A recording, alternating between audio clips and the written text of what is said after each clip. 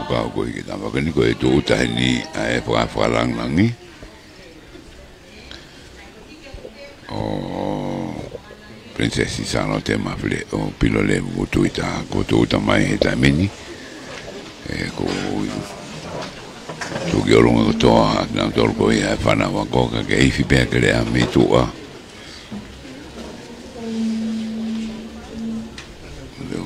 wong wa do ke a ko ta dari ko ia fa la ni o pona pate down sila i tu mo fa na wa ko ia e ko i e lo ta ka o sa ma lunga ko ia pot ma we pe ko ki he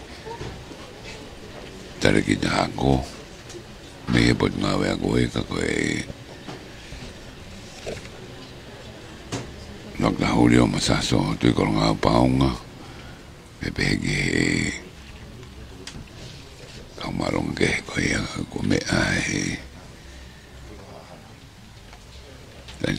la ne bises pule no me anga te dio mai porque horisi ai sila ko ia ai university ko no atonga e be que na o loco ko ia o ta asu ia me moi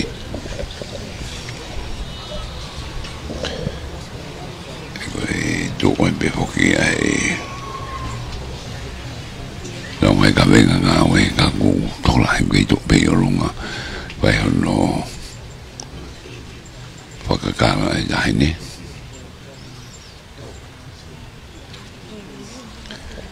ka te ko ke ka mata o programa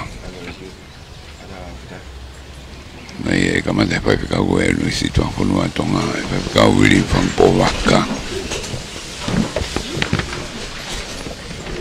tapu moe afira tau lotonga tapu moe fofonga iki e ulte fua e fai kuonga isa o ni mamo e ono ka koe whakafe whakalang a honi ko hei lala tang o loto palasi tapu atu ki e whanawa ho eik mo hama tapure tapu heni ki he tale kita wa lautohi he peta kei whanga tapu atu heni ki he pule lahi o university fafonua tonga toke tā masaso tui kolonga hau paunga pepe he foki ki he kotoa o e kau ngā we mo e whanau ko tau lonuku i he whaleni tuku mua ke hu whanga atu i he talamalo e fonua mo e lotu kai ata mo e fine motu ani ke whakataloa mātu ho tau aho ke tau kamata e o wau whakakoloa e tā hine Princess Pule salote mawhile o pilole tuita ai whanau mo i kau ngau e university whakafonua tonga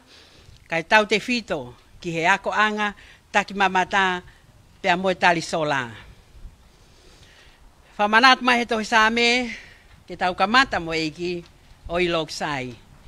Tuku mua ke tau kamata mo eiki i he lotu pea kou whakawhe i heni ai tangata eiki whaiwhe kau manu a kau ola ke ne tataki ki tau tolu a ki ai lotu. Malo.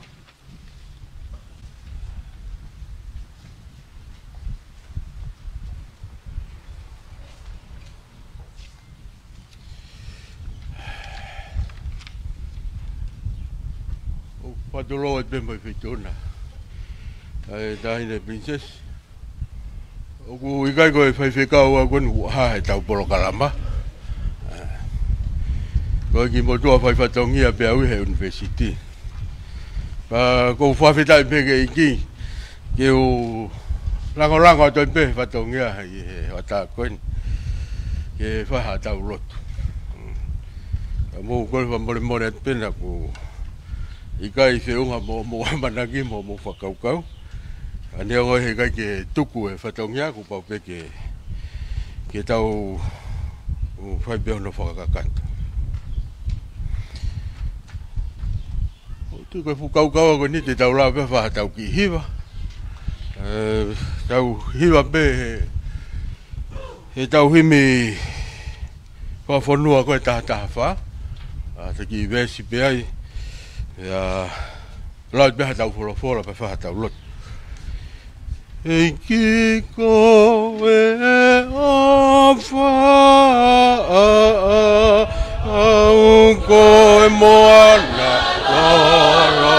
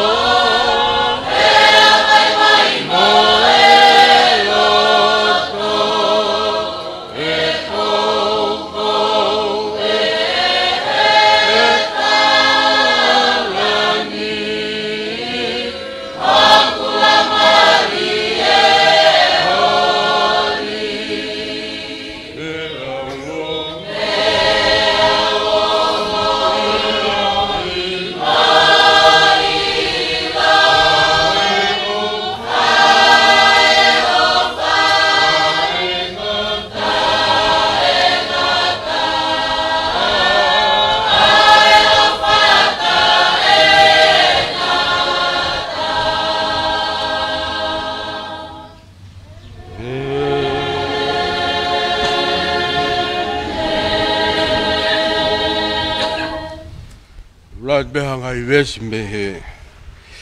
Ula ke ngai sa me u monu ia tangata ui kai ewe ewa i whakaukau e anga komi. Pe tu i hala ka wanga hala be nofo i he nofo a manuki.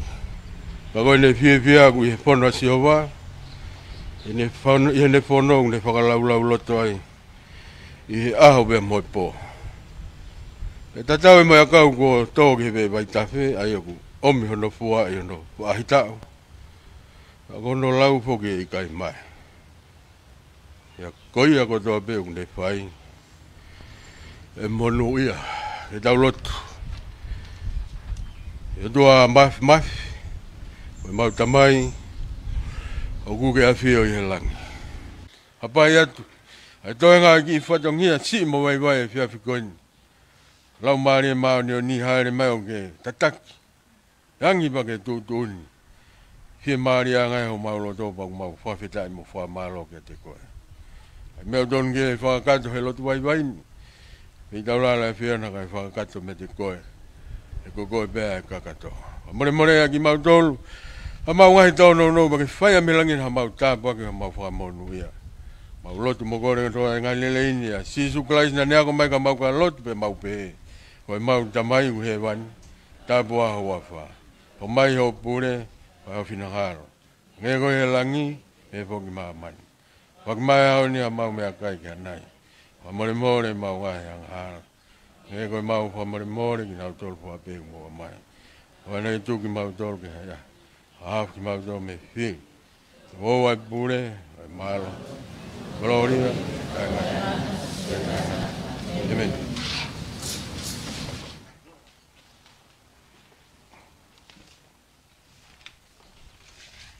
Tulo watu ta hini whamalo ki he whaiwhekau te ek whanofo i he lava lele e lot kamata o e whiawhini. Mon pe tau rea tonga, o tō e toa, kai tū e toa. Pe au pehe ai whakauk whatongia o e whiawhini. Oku talu hono whakanofo pe mo iloa ho whonua mea Captain Cookie. Ai to oa hono loto i he talitari kakai lelei. Ai kakai ho whonua. I he whainga maria koe ni, te whakawhei. Ai tare kita ko ia o e waa ko lautohi. Pea mei he pon ngāwe a ko mo a ako ngāwe, he peti tā ke i whanga, ke ne hoko ia tu ai pe ai whatongia, kono talitari lelei e wheitu una, ke polo kalama e ahoni. Malo.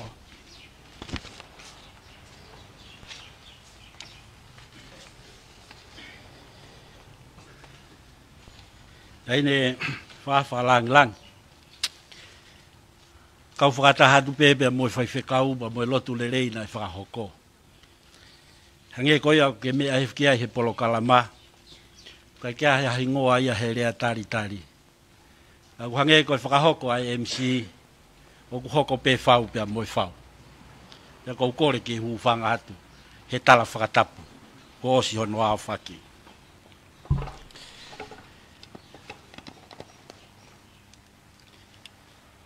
Tapu ki he univalu e universi, ka koe taha isi hova. Na isi lai ki ai he uluak wha e whonua, koe o tua motonga, hok to whia. Tapu ki he la au kune kei hulungia i he kuonga hono ono, tama ko kingi tupou ono. Tapu atu, ki he tahine kuini, na naspau tua. Tapu ki he plinis kalau ni, Linis tu pau toa. Whare hoa mohe ofu. Tapu atu ki he whakalangi aho. Koe Princess Pure o Tonga. Koe Heilala Tangitangi. Ko Princess Charlotte mawhire o Twitter. Tapu ki he pare mia Tonga. Tapu atu ki he VC e University Whawhanua Tonga. Tapu ki he whaiwhekau ne kamata o polo kalama a hon. Matapu ke tokoni pe pehe ke kautin ko toa pe ngā hiwa ako e university whawhanua Tonga. Matapu at ke kau whaiako pe pehe ke whanau ako o tau kau whakataha i he a hon. Tu ke u whakamalu atu i he talamalu kakato o e whanua. Ata ke u whakakato atu ai whatongia rea taritari. O e polo kalama ai ahon. O tau whawhetai ko toa pe, ki o toa mafi. He ne whakatau lama, e tau ngahi mo ui, o tau toka one ai, he aho whakakoloa koi. Aku moni e rea tonga au taka ho tau whonua. Ke he ngā tonga lahi na e fie wholaua, e kite no ai motu ko e ua. Isa, o ke iongo mai soa pe, ai tala loto ai la aku o unga whonua. Hena e whakaku pe ane whe. Kalauni sovareni ne a whe. Pea tau pe rei mo e tofu a. He koe maa i moa ne whai hono matuai. Talu me la a hono wha. Pe ko hoko. Ai koe taha o e ngahi makaturiki o e University Whawhanua o to ngahi ahon. E kai ke hala ka pau te tau te mau hoata atu he ta hine. Ke whakakoloa ai mai moa e ne afio. He tue kai whewhe. Koe haa kai langi tau angai. Ofa ke tolonga o tuputupua. Ai hau o ku malu i whanua. Tai ne whakalangi. O kou fia ke whakafofonga i atu, ai pure university, kau mai ne kau ngā ue, e pehe ke eik minister o e ako, mo ne pure ngā ue.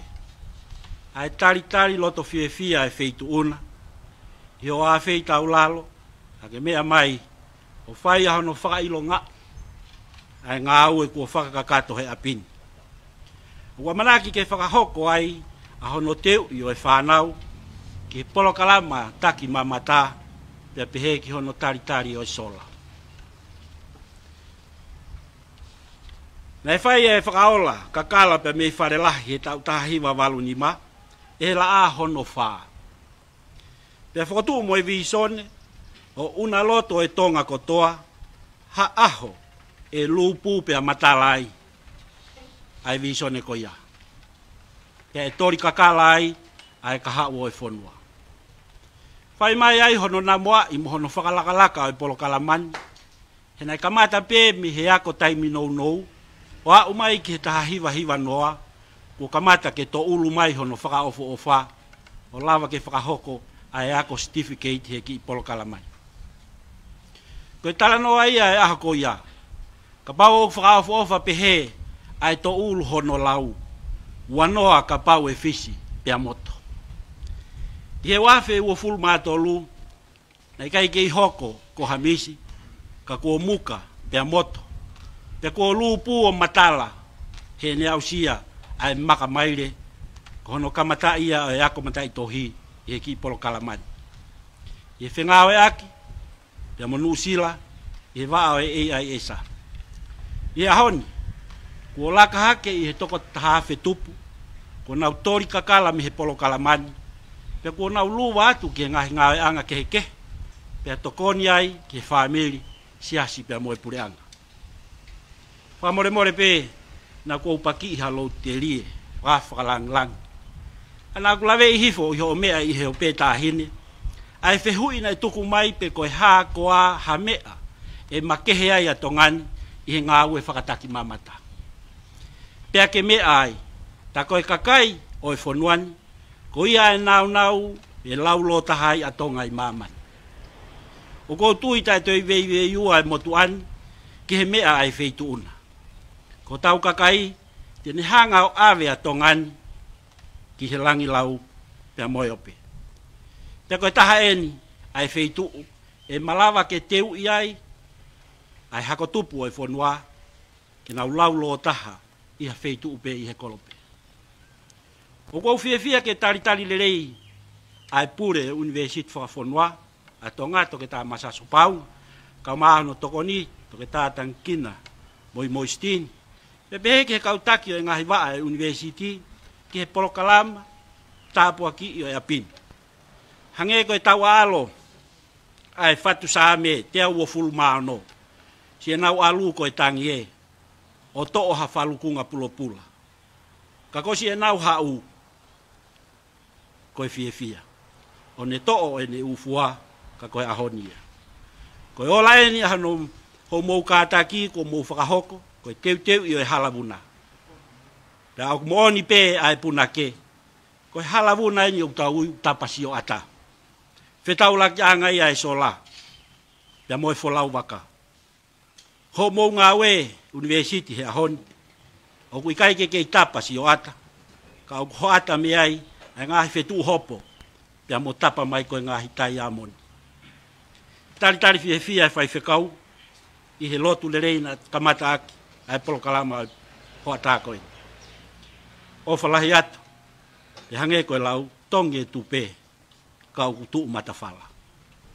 Tari rei whoki, a ngahi kupu whekau ako toa pē, o tau kau whakataha he ahon, e pehe ke tek mautolu ko toa pē, o tau kau whakataha he o pē. Tari loto le lei ki mautolu he ahon. Utala monua tahi ne prinsesi he ahon. Whaampe e hoko e ahon, ko aho, e laulo tahai ai universiti whawhonua o tonga. Hono ngawe aki ai apini, ki hono teu i hatangata mo hawhewhine, e laulo taha i tawhaki o taki mamata, i ha tapa peo e mo ui, pia mo tua pureanga whoki. O whalahi atu, kia ki mautolu.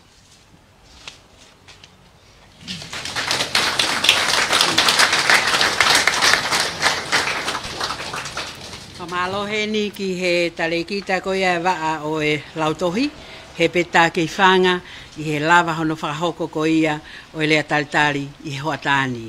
I he whainga maari e ko ni, tu lo watu whakawhalanglangi, e ki whakawhalanglangi, ke mahu inga maari e, ai makatuunga aho ni, tuku mua ke whakawheheni, ke lava mai ai pule ako e ako anga takmamata mo e talisola, se li tavalu kini la tu, kene o mai ai pui tu ako ia o e ako angani. Malo.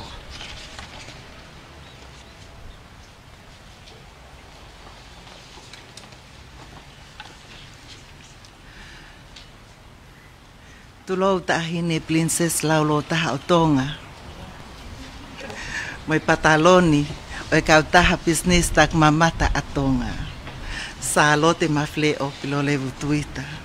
Te ako kole, ke huufanga, e ngai whakatapu, ne ka mata ak e polokalama makehe o e aho ko ene.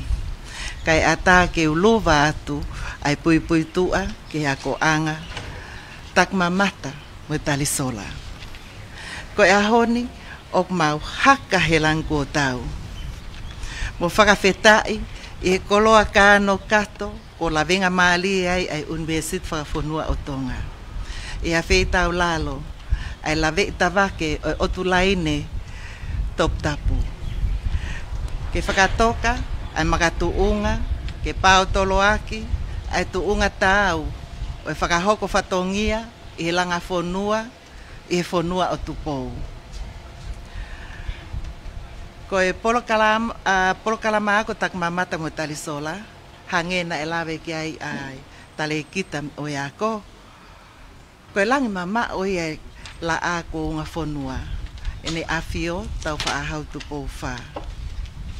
Kamata mai me senta whakalakalaka o e kakai I pahu, na kamata ake whanki I kosi, ta ako time no, ke tali kakai lelei, pa mono whakatau kei o sola. Pau whewhia e whine motu ani, na ate kau, I hono whakaao ngai, o whanki I ako ko ia, ne mau lava atu mo kau ngā ue, pia me Friendly Island Airways, I he taimi ko ia, o whakaao ngai ai polokalama ako ko eni. I he tahiwa noa, na I kamata e whakailonga ako certificate, pia hiki ke whakailonga ako diploma, I he tahiwa tolu, e whingawe aki pia mo Auckland Institute of Studies. I he wanoa tahiwa. Na e toi whakafoki mai e whakailonga ako certificate, I he level o tolu, pia mo e level o wha. I he whakatoka ngai, ai lahi ai nofo, ai whanau ako, te ikai ke kakato ai ako I he ngahi ako maalunga. E wanoa, na e tānaki mai ai level o taha, pia mo e level o ua, I polokalama certificate, I whengawe akia pa mo I panke lahi a mamani, pak lawe mo nuai ai toko lahi I polokalama ko eni. I he wanoa tolu, koe maka mai leia ki he akoni. Na I ka mata e mawako mata I tohi, ia uklolo tonga whakalele, pau amanaki, ke I kuna aki nau tolu o nau kau I polokalama ko eni, I he whakaosinga o e tauni. O ki ai whakapaapa mo manat melie, pia mo manat ofa, ka ki nau tolu na nau mateaki, nau osi ki a velenga, ke tau whonua, ai ako tak mamata mo talisola. Whakawhetai, e koe ahoni, ko hoko kakato ai visone fisi mua, he koe taki mamata, koe whauniteni, o amui mo amanaki, I he whungawaka o university. Koe polokalama whakailonga ako e tahataha o glolotonga whakalele. Whakailonga ako I polokalama certificate e ono, diploma e tolu, mata I tohi I ako whakapisnesi e ua, pia moe whakatu amelie, ke hiki hake, ki a whakailonga, ke whailonga ako tau potu taha, I he kahau wawe mai, pia koe moe whakatu amelie, e iai ha polokalama ako whakatak mamata, ke ako e tau kei, e tau lea whakatonga.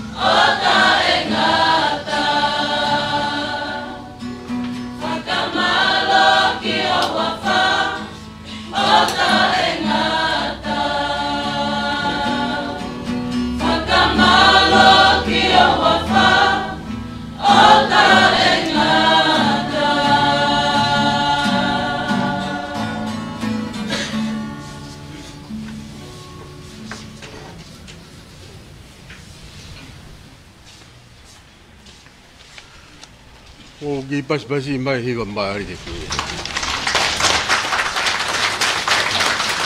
O mo ki ngari mo sioa. Tuloa te mo i whawhalangilangi e daina Princess Pure. I pua peke wha a tauto e lotu. A te ki tala noa whakatu a koin. A whai peki mamakawa. I he pouri I he poa ke hono hoko tō mofu i ke I he aho koe a whai e a tala noa koin na ia I kautamba engineer koin ai kautaha engineer ai kautaha muri ka kufoloa nau I tau whanuani ai Grema o Senko ngari koe kautamba anu ngari whalala anga pana e whehu I ki ai Nā ku whihu ki ai koe. O kuiaha whainga whakaukau. Pe koha ho tūtū hanga au e. Ke wakai I ange e tau ulanga ho tau whanuani. Nā tō e mofu ke he, mofu ke la he fitu. O ku kei tū benga hi langa. Hei whai he taimi koe ia. Neu tu alang mo ngai langa fo. O koe wafe maa noa be. E ku mana tu na e mo te mo fui ke la ya. Ka mo te fangi mo fui ke hoko mai pe. Ka mo te mo fui ke koni weekend. E wa no wa ni mai. Ko whakaukau ko ngahi u we I koni o whaunga, o foundation. O tau ngahi whare. Mea ni kake tau whakaukau o si ue sia. Ko tau whakaanga ko peko whea taimi. Peko whui mo fui ke alui whai. O ku kau ai whare koni. Kau e ni he ngai whare na e langa pēa e puate koe api mataka. He kakai tonga. Na e ofisi heni ai patuhau e ngowe. Au mea ine rei pe tahine princesi. Ko lo Twitter na hoko ko minister ngowe e ngai ta pena I heni hono office I he ground floor ko ni o fare ko ni ko langa pen papanga pe buranga tong pa ko floor ko no hoko ua ko potunga e ako pa ko tau pota ke olunga ko potunga sabe ai ko fare ko ni la hange ha one stop shop Ko si hivo mai be mai tua tawanga pasi na be mai ha na u wangi umea fema u whakangoe na u kanga ngai pe to tongi ako e na u whanau pa waha na u ki mea whakakere na wa o e peke savea pa waha na u raunga ka polisi u ofin pe ko e hanu whaku movete u potunga e porenga pa te whainga ta ange whainga holo e mai tua ko kulawe ki ai Ko mana wasi au ke fai lota po ko ni ko si wasi a pe structure fare. Ta pa no ka fare fo weni te ki me lota la he. Ka ko fa veta I dai ne princess. O fa no ke tangi ko ne fa na u si su e to ko ni mai. Te ma un malu pe ho ka pakau. Ko tu ko ta lo tu be ta tolo. Te ta unga pe mo falala. Ke ka pakau ho si ho. Pau ko tia una loto to abe una loto lahi be. Mo no fo ma o no tau fare. Tau hi moto nga o tau fare. Nga ke ma ko tau tui mo tau falala. E ga ya fa ta ma ke hok. E ko si hova pe ho tau. Falala nga mo tau malu nga. Fa ha tau lot. E o tua maf. O ta fi tu ko e ma fa fi tai mo fa mal. Panu bawa o mai mo meniti ko ni o mo kala ma fi afko ni ke mau to fok ya tu pe e lotu mo to tau tapa pe mo kore ke afion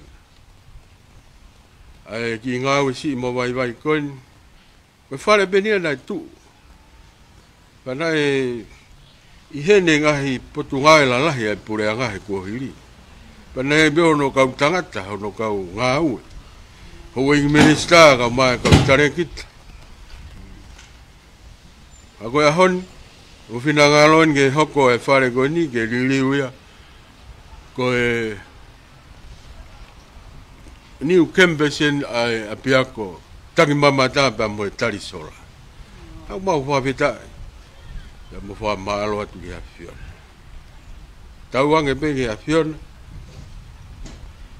ta bua ki mai ge hoko e apini ko e fare mama ia faya e mau teua e tangata mo fifine e hako tupu ho mau fono ke ua na hange ko e lea ko e mau o mi bea whanau ki hen ke whakafonu pe hangai fu ukane ko e mau o mina do ki heni ke tutu e pe ke mangia i ho mau fono Oye mau paveda be tona ko fai ia api ma feitu ben mau koroia me mai da hine princess bule ke mau kau fata e momoia to aki ngao si mo vai kon tawang ke hokko e kau tau hi mo kau ngao e ake apin ko kau tau hi kolo lele ke lau i tau tangat ai aonga pa mo whakamonu e a pin he mau whanau pa mo moi hapai o tuku atu pea ki ngau si koin i o nima mafi i whamonu e a mai i whakaola mai ki ngau e koin pou ki he misa e ako be porque ngai fututu ngai ko to pe fai pure university mo ka ngawe la ba wa si ai ngai tau mo ngawe mo ngai tau mo fakako mo fa mo ke hiki ki ai mai mo ko yo mau ki fono ngai ko ko mai ta po ki ba ke fa mo no ye mai au mau apini ko mau lo tu me mau hu ya sisu kala spe ko alo ko mau fa mo amen.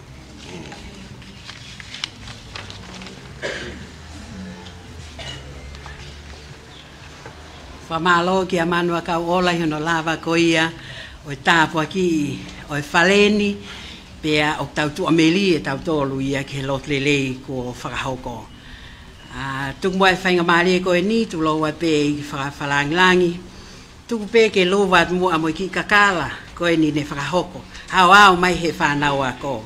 E tataki mai he whanau ako diploma o nau pehe to kua ko talu e nau tui kakala ko toki kakala mo ni e ni isa ko funga ni e ni tawange e panam kakala atu ki feitu una whanau ako ko mo taimi e ni malo.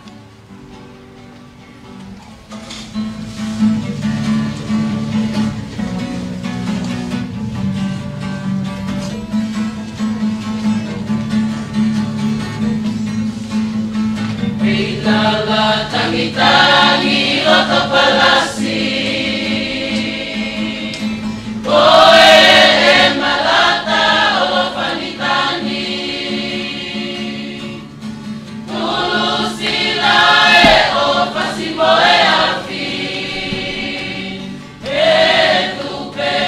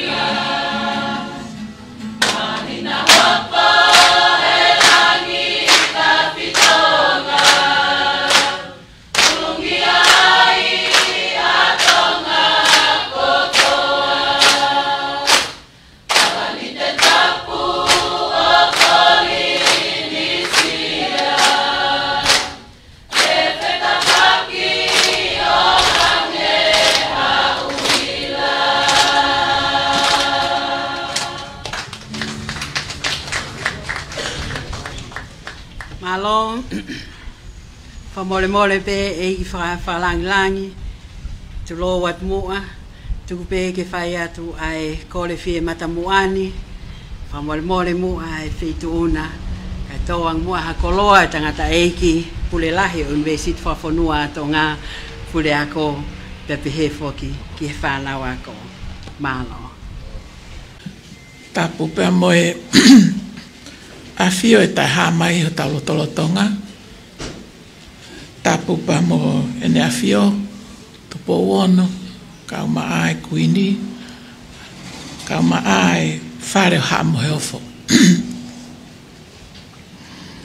Ko le foke u fatapu atu ki ho eik ka uma aha matapure ka uma aha fai fekau.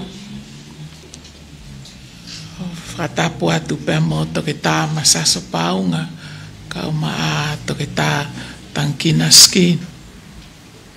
Tare kita pot ngā ako pe mo e tau fai fekau ako ko ini ne fai tau lotu. Ako kore rewa ke ufanga i ngai fatapu kotoa ko sono awhaki. Kai a tā mua ke fai haki i tokoni pe. I he ho a tā whaafo ofa ko ini. Koe uruaki me ape koe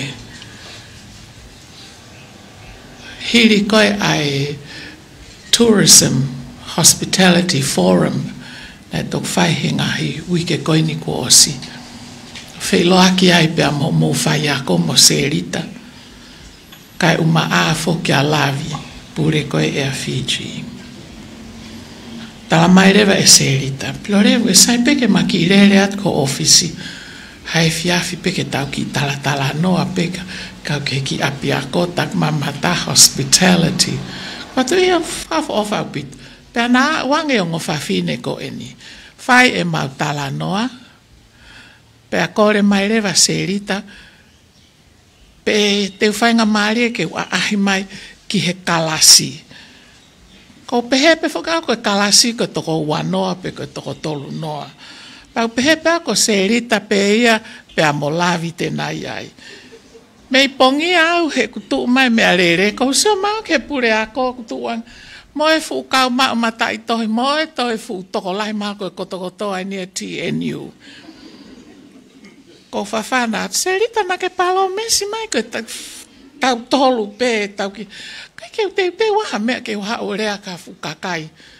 Toko lahi mo poto pehe. Ko mala e o koe tak mamata e hospitality.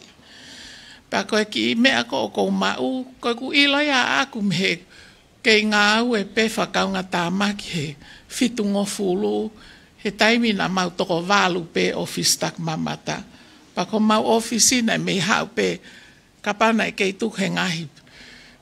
Pe a wafi ko en mo tsunami ko ta i mau tol ko mau office na mau kai ke toi tu e tai min ka koe koloa koe tukuanga koloa ia whare koloa ko mōrisi, na ia whare koloa ko mōrisi. Pana hange pēha whai ngā aspu hasima, na e tu uia i tahi. Pēa mau hao ai toko walu ko mau tolo. Pako mau ki office tak mamata, koe fua Tonga Visitors Bureau iai e pure anga koe ni, ene afio mohou eiki. Pea, mahalo ko au pe mo motu apure, me Scott Lani ko Alistair Buchanan mo pure hoko ko semistau mo pe au. Na ia mau me arere. Ko hono toena nau he kapasi mai pe meu nau uf api. Ka koe ngahi re soni mahu inga na uako he taimi ko ia. He na u kei whai ako pe kinta kāten mataho, kau pātai mai ke Tonga Visitors Bureau i he fiafi. Ko mana tu i mau pe, ai rea na whai mahe motu apure pālangi ki au tama eia. Koe ku ngāwe, na e nau kamata ake paanga e ono noa he wike ua. Ko hina diploma pe au pakai ki o mata i tohi. Koe ngāwe whapure anga koe menau, ngā tai pe ki ngā whapure anga ke tau e whā pe au holau. Pea, ta mai he motu ap, koe education officer au ai Tonga Visitors Bureau. Pea ta mai ea ko o ngā we, ke ako ia tonga, ke nau poto he taki mamata. Pea ke nau iloi ai uhinga o hospitality. Ko pea, ia sai pe ka te wako whea ko e whea nau tō tamai te ke a pong pong alu o tala no mo i kau whakameiri koe nei i whaonelu ako whaonelu ai taimi ko ia na e koe whupā ka pena e whaia e hange ha māketi ka koe māketi ko ia na e whakatau ai e ai ngahi me a hange koe handicrafts ka kia ha mea ka ia. Whonu pēr wha o ne luaia he ngāwe whakamea ai kakai tonga. He koe ngahi taimia koe nau ngāwe ai au, fitungo fulutupu. Koe makameri stima ia nai hawi ki tonga nai o te au tupu ia. Na ia e ta ai uahe ni ihi nai koe makameri stima e tolu, nai tau he loto, pe nau tau whetongi pe he hau koe ke wafu. Koe taimia koe ia, na e haue waka meri stima ni lahe o mā mohe. Mohe i tongan, toki alu pehe o no heng. Hene a. Tau ki ai pe ek whaka amu e kutui, e toi hoko pe ai ngai taimi whai ngā maari e ko ia. Ko e kau whaka meiri ko e he ngahi aho ko ia, na nau lava pe o totongi e nau wako, o si ilo i au e whine mātua ni ihi o si langa ho nau whare piriki, me he nau whakamea āpe a ki nau tō. Koe mea koe nau mahu inga i ai, ke talamai he motu apure. Koe ko mou tourist site, visitor site. Aia tau pehe koe u mātanga manakoa koe tongani. Aia koe taunga pe kai hihifo, koe ko houma, ai lakfa ko lakfa anga e blowholes i homa o a ki he matanga ko i hahake o tulangi patala mai leva he motu a palangi alu o kore ke kau whakameiri ko i whanelua o a te nau hanga o tā e nau tapa i ngatu ke asiai a hamea o kui ai blowholes i homa pe koe flying fox taunga peka pe koe otulangi pake alu lewa ke u feitu u koe na ai ko hena hifofo ke kau palangi ia i he taimi ko he nau pasi koe taimi ne si i pepe kai kia ha pass tours ke na o wakai e tau umatanga ka koe taimi ko ia na alu u pasi ia o tuu kotoa pehe umatanga e tuu i Lapaha i he Royal Tombs te nau lere mātu i palas i tuape ka nau whaita, hifo whaita tuu he taunga peka ka nau hifo o whaita nau tuu he blowholes i Homa tuu hola u whaitu ko ia Pau alo le wawia o talanoa pe mo e kau ngau e whakamea a, mo e kau tātiki tongi. Ke nau kātaki o tāpe, nau tapa i ngā tū, ke asi ai pe mātanga kok nau tuuai. Ai o ku exclusive. He kareu ke toi lava o whakatau, ha tapa i ngā tū ia asi ai blowholes, pe koe flying fox, pe koe ancient royal tombs, koe lapaha, i koloni. Koe uwheitu mātanga pe koe ia. Ai lavarewa ki hiki hake totongia u mātanga. Pana e mahu inga foki koe uhi, he koe maukau tour guide se taimi koe ia, koe whānau wako. He nai fulahi foki u pasi ia, pa kai foki hakau ngā ue ia ai tak mamata, he taimi koe ia. Taimi koe ia koe Tonga Tourist Association, toko si au pitope. Private sector, tourism sector. Taimi nia toko lahi au pito. Pakai ke ngā tai, kana e whae fo ke ngā launga, nai o mai, pa ko au rewa nau. Nau whe ao koe mo ngā launga ko ia. Kia ngā launga ni ihiu nau pehe. Koe nau hifo mai pehe nau tohe wakapunai. Koe motua tā pasporti ia. Lampu lore pe ia pea, sio pe ki lalo. Kai ke rea nge ki ai. O hoko pehe ahon, kei hoko pehe ahon. Pea koe whauri teksi ia, te ke helu hono ulu, ona pena. Hufang he whakatapu koe men koe na talat seri ta ton ke toko si ipe tau kau. Maha pena sao aia he ako ia pe kai. Mo hanga mai rewa. Koe mea nena e hoko, pena e pau ke nau whe awa mo e palparema koe ni. Pea nofo rewa whakakau, pe anga whewhe. Ako alo rea ke mātu a koe ni. He koe uhi he ku o ko māu, pa ko tui te nau mā mo nau tō. Whakawhetai o whae kina iai pe mātu a he tak mamata, nau ni maake, he ngahi aho ko ia. Pa koe motu a whakauri teksi e tāku peki ai ko ai seari, na iai ini as. Pa koe polisi fok, pa kei mana wahe pe fok e kakaiki ai.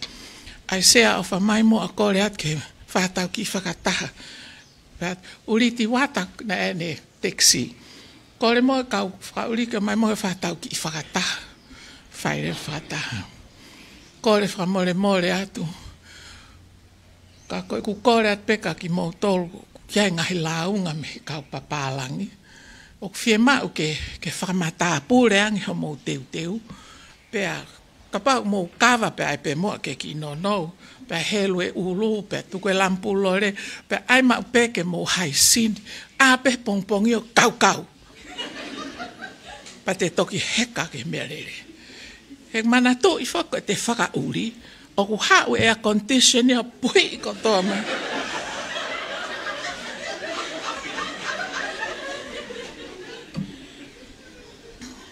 Kata pe koe love you ke os ilo ton pena o whai mea koe. Pa koe mea pena e sa iai. Mahalo na nau si fie whanongo pe uhi uluaki, nau manawa heka ai seari pe moriti wata na turi na tome ngawe. Nau oho vare koe he a iau. He blava rea pe he anka nau tolu. Patange, mo o mahino kaki mo tolu, koe taki mamata, e hoko ia, koe mau anga pa anga lahi taha e whonua koe ni. Hoko ia he taimini. Na ke teke pehe taimi ko hene ke lakas pehe ngō wea mo e tau tai. He taimi ko e fitu ngofuru. Taimini fika uluake tak mamata. Pa koe mea ia oku tonuai ke tau whaka mama wha iai. Ai mea koe taki mamata. Ai mea koe taritari folau i he ngahi ahone. Koe kia te au ia oku tonu peke toi whokotu e ki komiti ia na kawa wai he taimi koe i airporti. E kawa airporti he launga i lahi mai. Koe nbe te talat. Mahalpe os mahino ka ki mo tolu. Koe pesetia ni manoa o e tau kau folau ewa ki Tonga ni.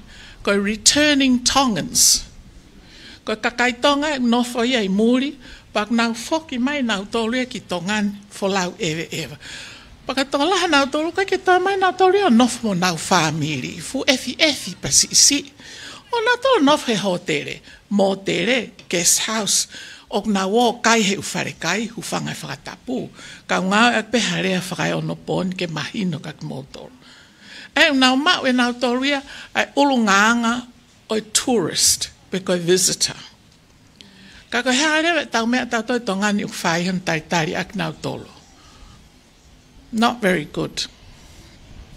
Koe uhi, ko tau tolu, ko tau sioga ke palangi, mo sioga ke siaina, mo sioga ke esia. Oh, sai pe. Koe tau tokanga mai he tipi I tau tolu. Koe tau sio pe katonga. Masi, kau fie palangi ne.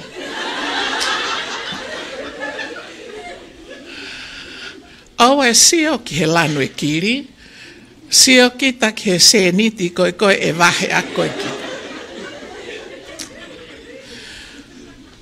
Koe, o mahina whakak motol, o lahi k folau. Pako ik folau ko eni, ko wheo hiau ia I he wheitu ke, mo tau kai ngā tonga. Ai ka returning tourist ko eni.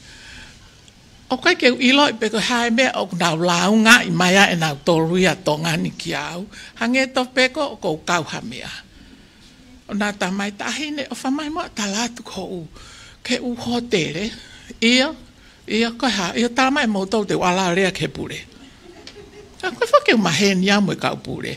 Tā mai ko ha. Ai os paki aho tolu paki fetong e tau veri mo tu pen kafu. Koe ke mau kore, mau oto tong, koe ke mau rea ki he meiti. Mau rea, mau to rea, pe mai ia, tu koe lau pisi, koe futonga pe koe na ke toke alpe kono whapaha. Koe haere me hoko. Ko talat ka pauna e toi ai, ha familia o ka tonga koe ni nau, os au nau to mi tongani o nofo I fisi pe te nau o ka amoa pe ka whetuke. Koe folk sange nau sevesi e nau tori a tauto. Koe tola he whonuania in the service industry. O pehepe private sector ka koe ke mahino ke tokolahi. Koe private sector equals service industry. Polisi, sotia, neesi, toke tā, whauri teksi, service industry. Ka taimi whokin ihi aku, te kerere mai petak mamata e ke private sector. Pa te kerere a te private sector ke tak mamata. O hange ko ngari si pa hange ko ngari me pe koe ke mahu inga. O sai pe koe tak mamata koe ha. Tau o tolo tori. Tuka tak mamata e he whakahela ia pau ki toi o ako certificate mo e hafua. Koe whoke ha me ai ai mamanu. E sai e whai ngofua. Koe mea ko tope mamani o mahu inga o ngā wei pe ak whai ngata. Os whamo oni ai mea koe ia. Ka pareu ke ha mea whai ngofua. Ta koe koe mea mo oni ia. Pa koe koe mea ia kurerei. Koe mea ia o tau lotu ai. Koe tau hoko sia koe tau whetau lak mo I whaingata tau kore ke tō taha koi olunga. Ke tokoni mai kia tau tolu ke whakawhai ngofuai. Paka paurewa ton peke te alu ki te hala whaingata ko ia eik. Pake ompe haivi kia te au ta whe ao pe. O te ke tuange au ke ulue tō taha. Koe mea taha o ngari whakakata whoki e kulea aku koe uhi koe ku talanoa ki he appearance. Ka koe potu ngā au e ko eni. Appearance is everything. Ka sio maha pālangi ka koe o ke tuu atu koe. Open collar paper.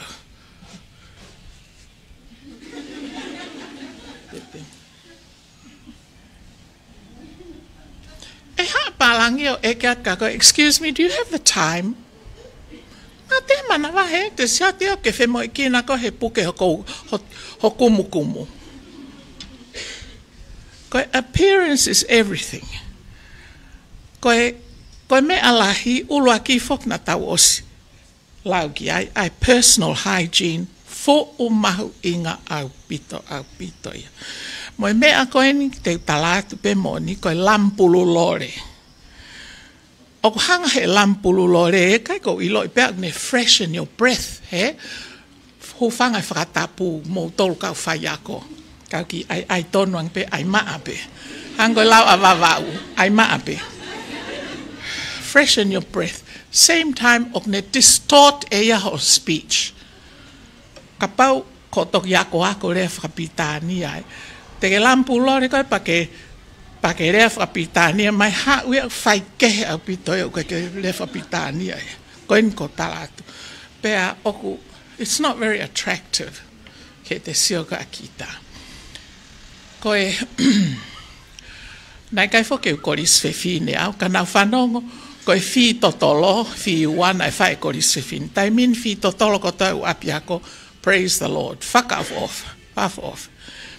Kaku, o pehepe me taimgo te hawai koe ke ngāue, he? Koe te sio ki tai a koe ke whau ma veu mai koe, moi pēmi mai koe uluia koe na koe o hai koa uri ko uhiwa. Beyoncé, moi vari blonde mai a Beyoncé, o skapa vari moi uri lipstick kula moi ham, ai fu lai mata ia, koe ne puna ke peha namu ia pehe kita, peha te lai mata.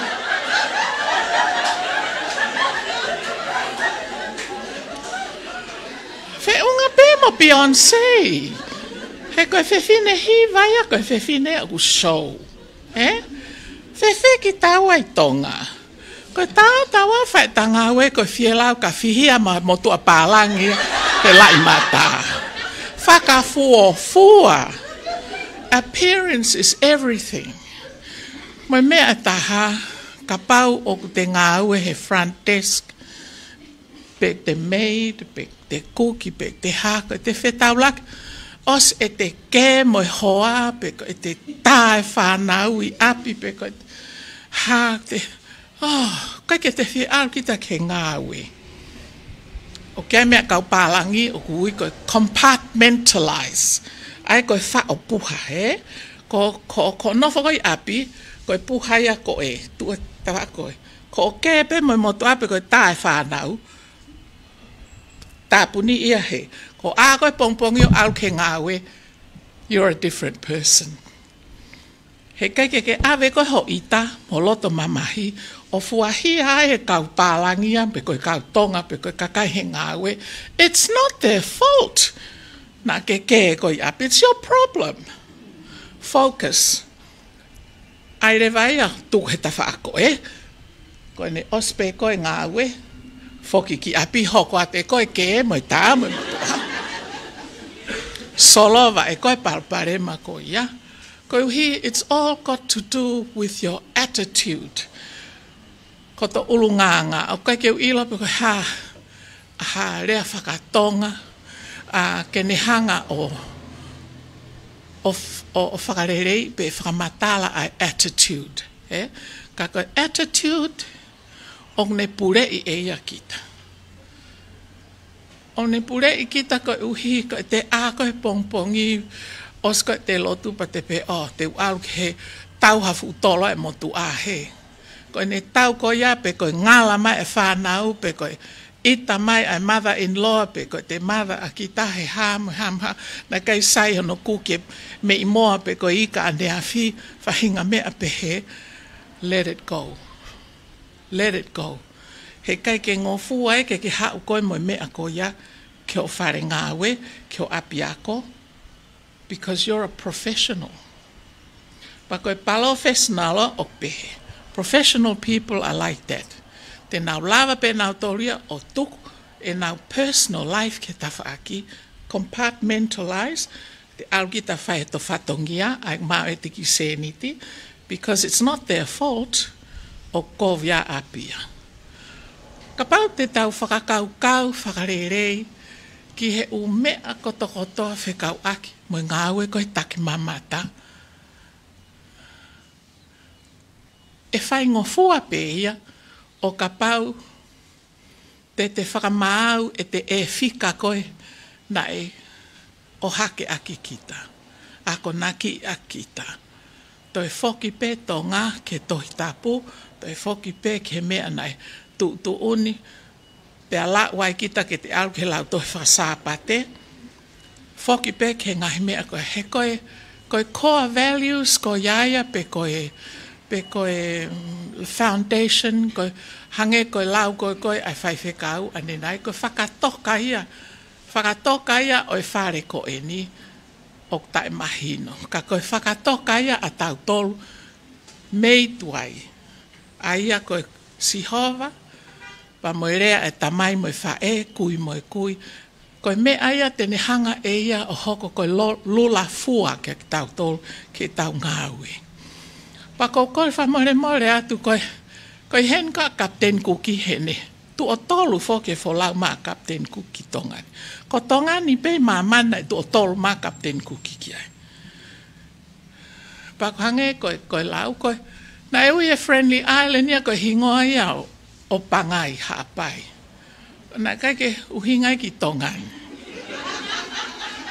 Mo wawa mo niua mo ewa mo ewa. Ka neongo ia o ku ikai ke tau tala e tau tolu ke kau wholau ewa. The whole of Tonga koe Friendly Islands. A Tongan. Koe ngahi whehu i ni ihi a kau papalangi. Taimen i te nau eke at kak mo tolo historia. Hanga pe, oh, is it true that you in Tonga had 3 kings? Koe nau uhi ngā ke tui Tonga tui hatalawa tui kanok polo. Pa koe mea e taha o kusai ke toi whoke o manako ki he lau a historia ko Tongani. Pa ko tui pe wako i pehi a piakon.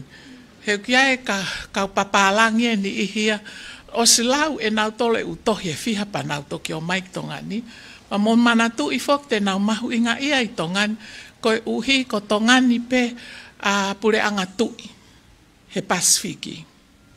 Ko hono toe koe u motu ko he Pasifiki o ku kaike pure anga tui.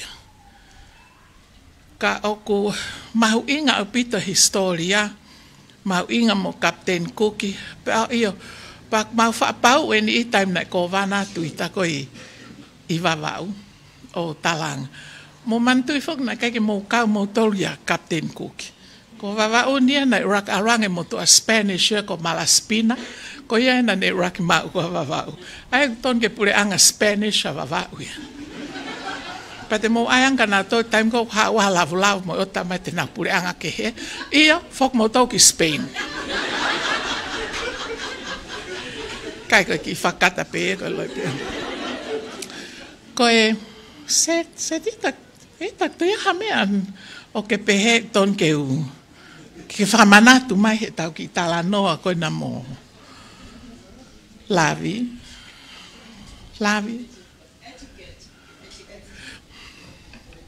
Na kai ke hawa mo ku pereti here mo sepuni mo. Fiake koe kai taimi ko o mantu ia e lavi koe nau wha takai holoa wia i he u apiako, u high school, alpa mo ki Misini. Misini projecta ko ia na e whakahai ki koe whaiva, koe whirimi, na ne tuua ki a Tonga for about 20 years. Na ui koe Royal Tonga, I think, or Tonga Royal. Pana kai ke rea ia na ai pek he musika, ai whafo ofa au pito, taimia na maa whafo ofa Tonga e taim ko ia. Pe anau takai holo mo ia, pe au alueni pa mo, au ke al mo pereti here mo huhu se puni me a kotoa ko kua ko na fai ka ke to ha ko mo to o sai pe mo me a pe mo to hen pa ko etiquette ko uhinga alavi ki ai ke talat mo ko taimi ko te ka yai here mo huhu ai ki hengu tu, pa te whakalongolongo o te rea, he taim ko whon mea kaya to ngutu. Sorry, ka koko e lana ke tala mai ki u ai mea koia. O kau peia i he etiquette, mo e manners, mo e ulunganga, o e kakaitonga. Ko kakaitonga, ko kakai whaiwhaitaki, kakai poto he whaiwhaitaki. Pea oku i kai ke toi ha mea ai mamani he tauhanga whaiwhaitaki. Ka koe mea ko ton ke tau tokanga ki ai, whaiwhaitaki mea ko urerei mo aonga. O e whaiwhaitaki mea ko ku whakatup matariri. Kia kita. Koe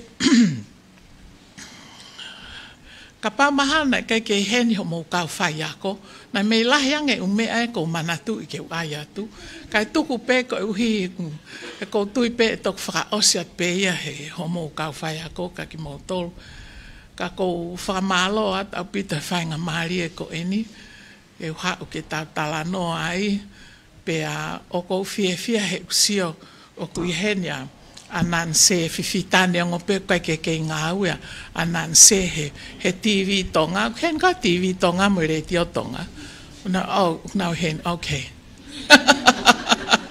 fa off ai pe moto o ki ko te uri ko ni ngā ua ke kau announce ka mo aki ko te lanu ke ko he mau fiu he sio he ngongo he ko te uri sorry I'm private sector.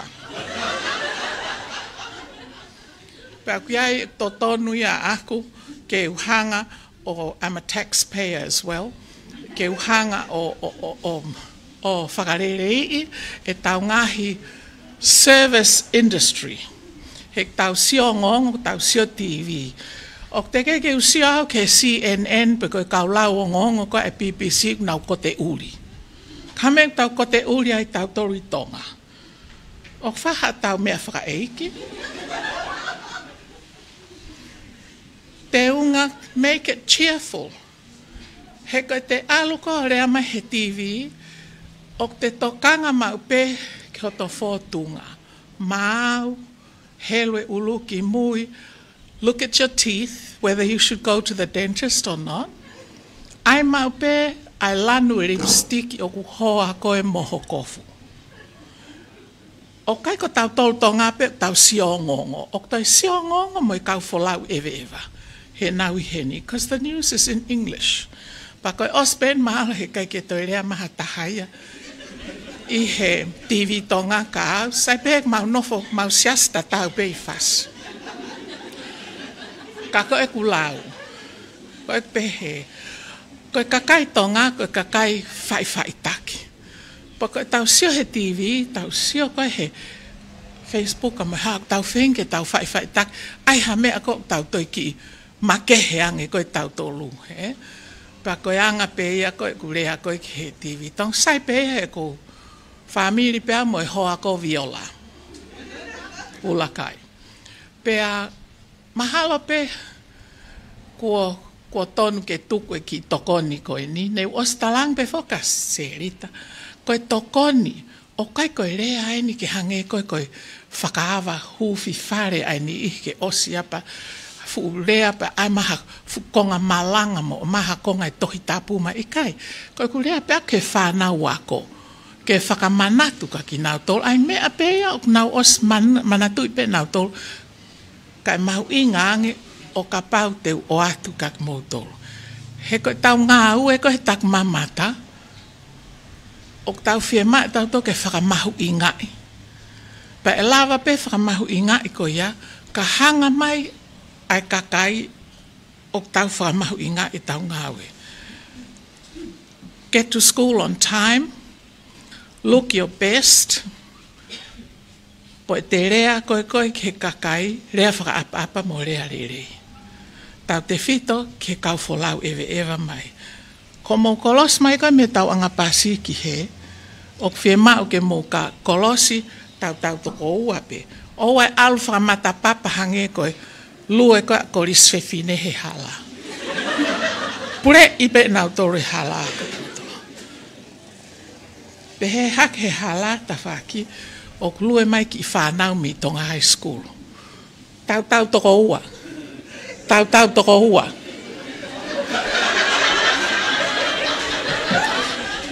Koe me aeni koko o whai kakai iau. Ai maa pe hange koe lau ai moto awawau. Ai maa pe al maa. Kai kepe ke mo onierea.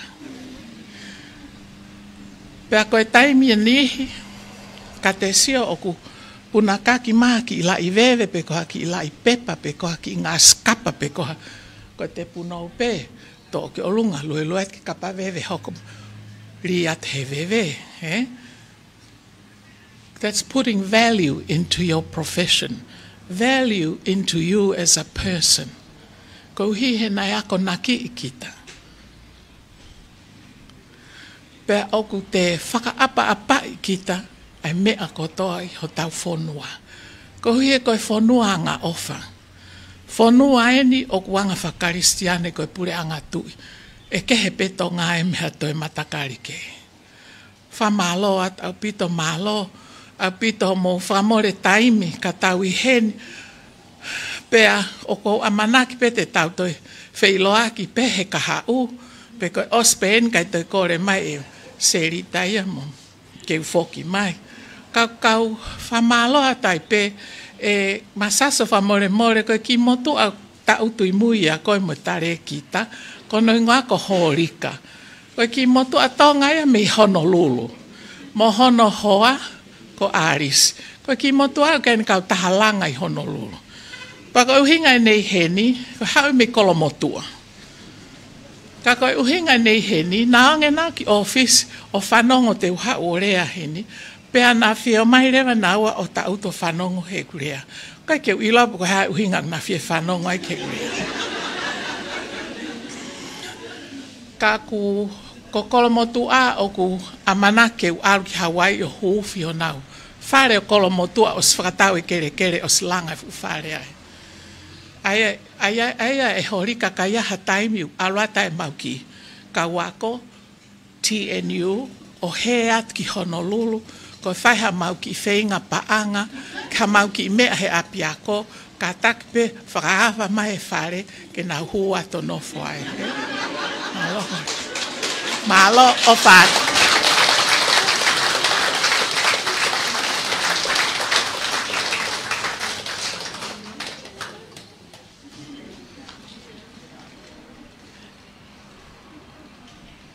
Whawhetai e maukoloa e whalanglangi. Whawhetai o mau ke nofo pe i apmori. Tuku pe mua he ki whainga maari e koe ni, o ki ai pe koe lowain mo whariki he whawhini. Ai ki kukuko ai whanau ke nau fotu whakaosea ki pia moia i he whawhini. Koe whanau wako e ni, o ku nau wako mataitohi i he e ria e tawhaaki whakapisnisi, pea i he whiawhini o nau loto ke whakahoko e nau ki whaiva mā ulu. Ka take matanga, pas mai.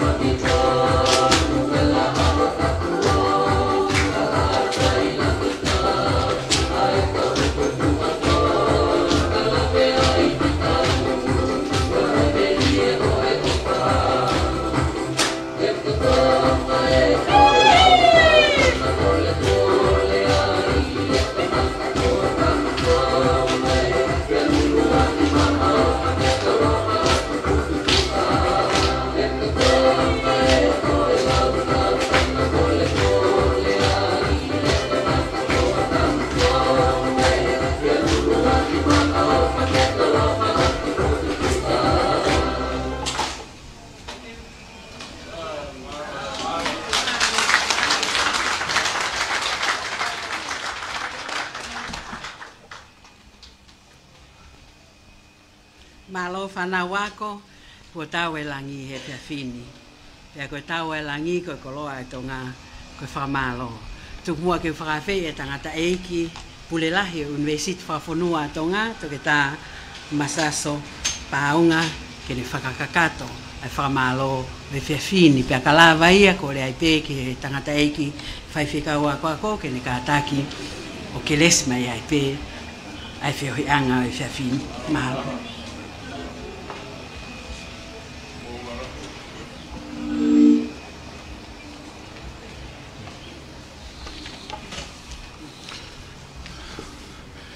Tape mo e awhio ai o tua i o tau Tolotonga. Tape mo e hau e o tutonga tupo wono. Mga tahine kuini. Tape ina skalauni, pisa skalauni, a moheofu. E whakatap mawahe. E feituuna, wha whakalangi. Tahine prinsesi, Salote mafleo pilo le tuita. Kole ke watu e whakatabuka ki mautolo kotoa be. Tau heni I he malu e whare koeni. Ka tamu e motuani ke whakahoko be haki konga si. O whakamalo. E mui whakahonga ia. Aine ke ki te lawe kakalau. E ko I heni pe mea pe heni kakala. Ko e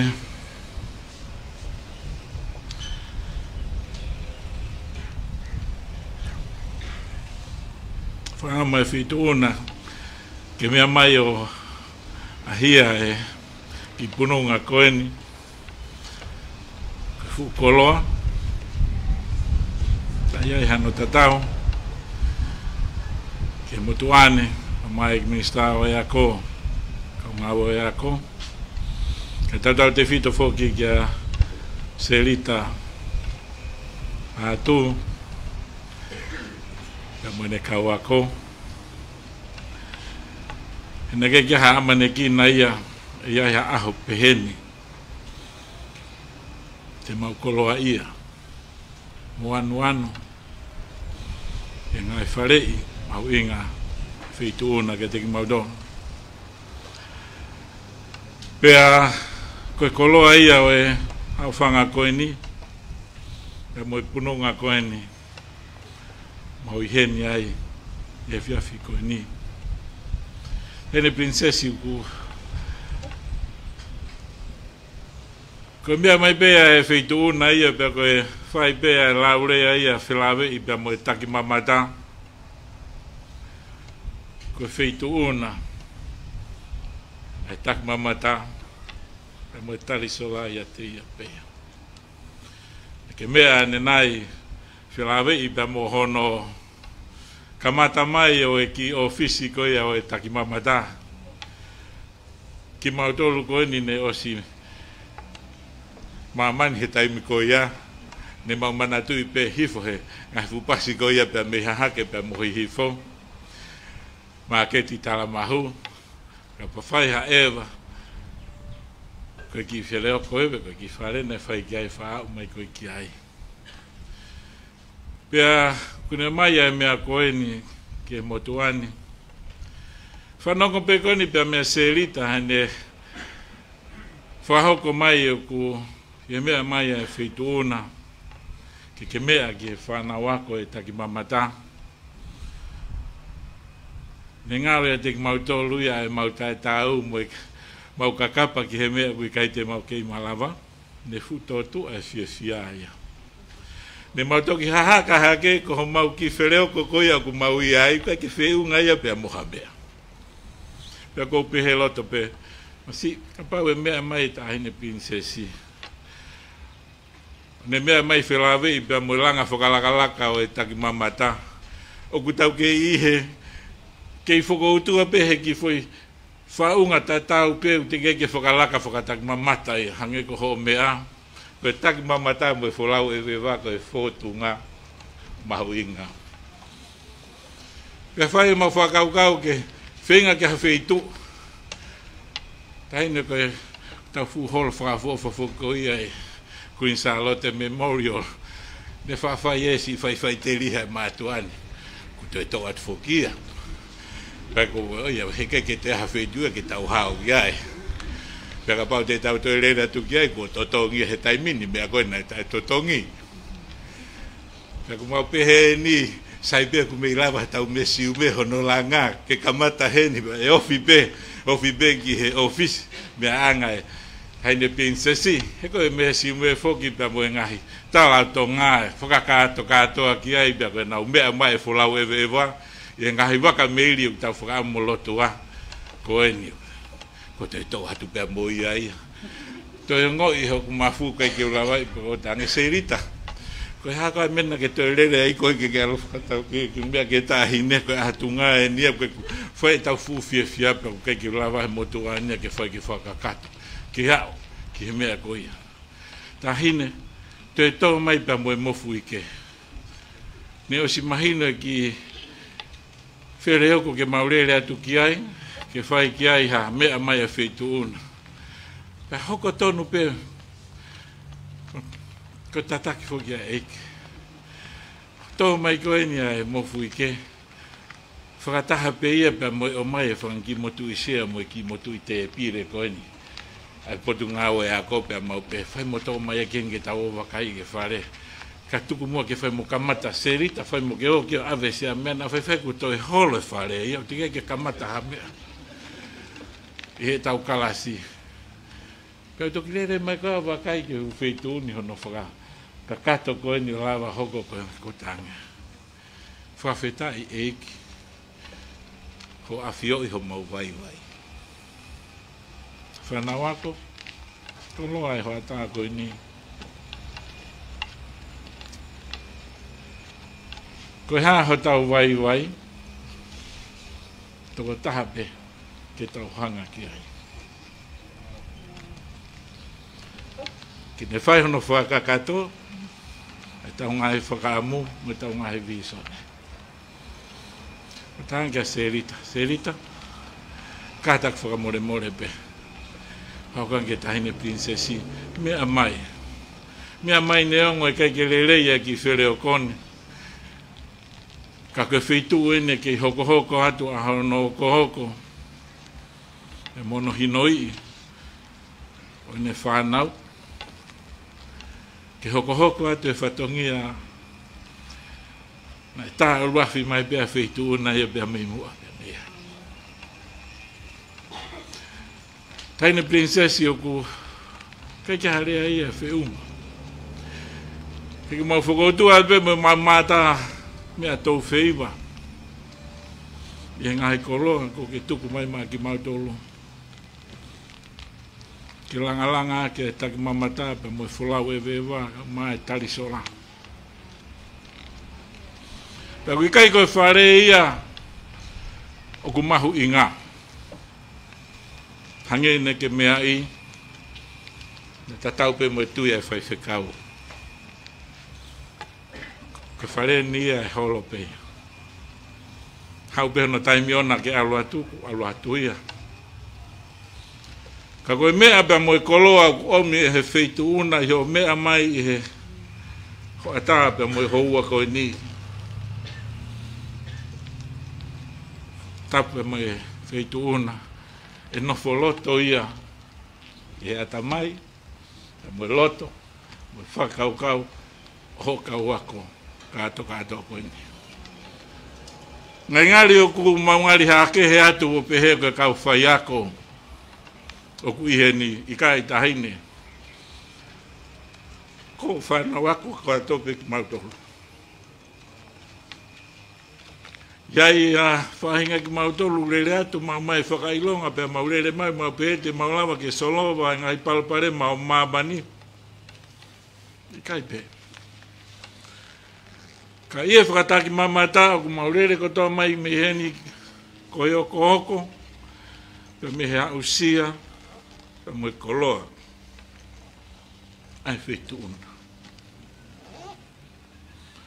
Wike ua ko hiriange e whakahoko e ngāhi tālanga. Whakatata mai kai e kaupoto e whonua.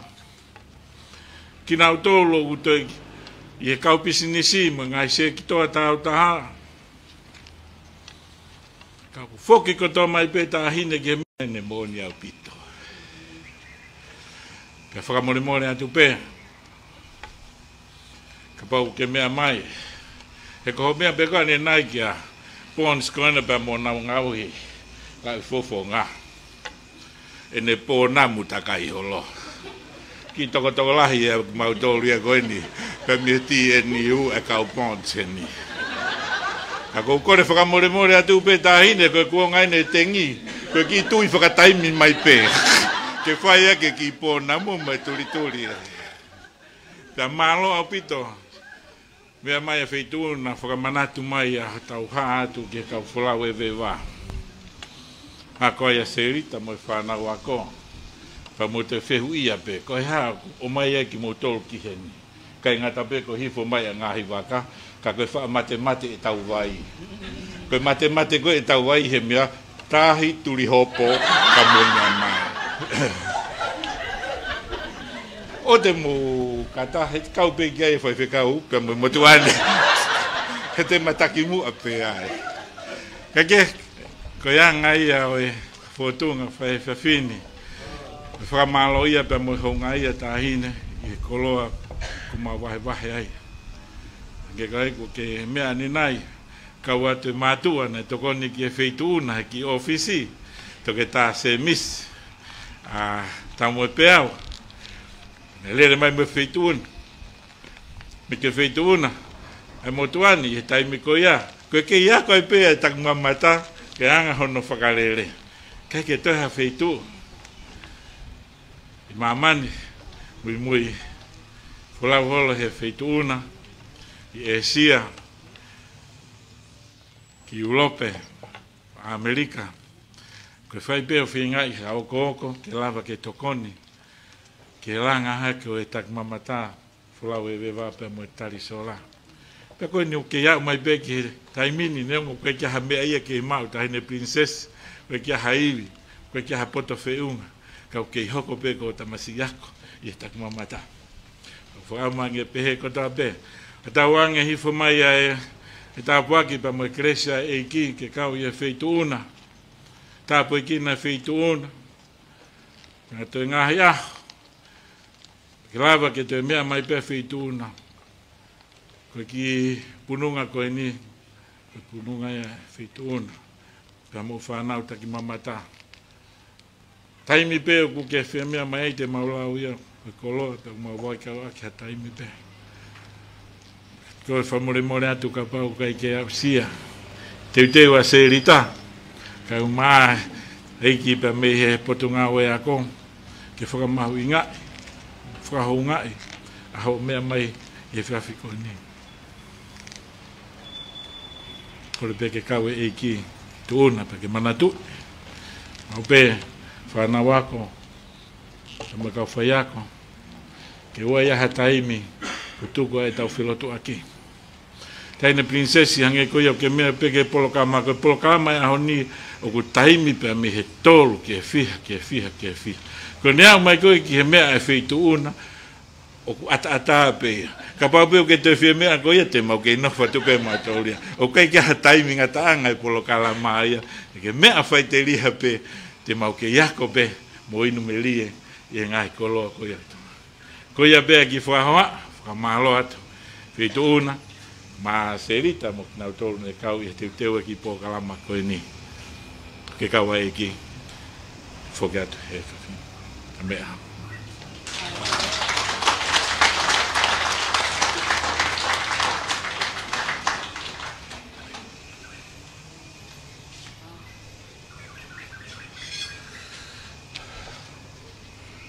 Lawe peko mauloroa, ke fini bau.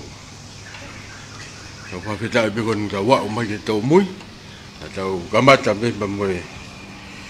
Ingi ka fa mo ni ben ne afio hen ki fia Melina ai fa hangan tahin ne fa lang ka tau to fa si be ka tau lot Greso tau ingi ko si su kalais wala he to ka tamai fe lo mani ma ni fio tu ma wa be tahin Princess Pure University kau ngau e mo mau fa na ufo ke o na hili kai whaia tu peo tangata. Amen.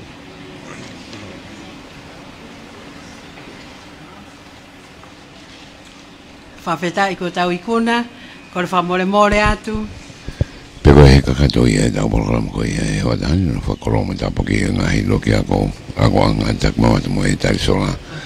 Ai waka ia University, me School of Tourism, o waka ko ia e whatang niau le rea tu ki ngai whetu ko tombe, peka mo tori murina. Kama atonga ni vedu ko tomo famalo po kia be ko School of Tourism pe University for no ina wa le ko ia ka ta wa he program ko ia honi we o blanga program de tar mai va fonga de ka wa tinga ko me ni website junior lea pita ta fua mesa ke fa mo kio fo dale vu de fua ko sa slovaka mo mea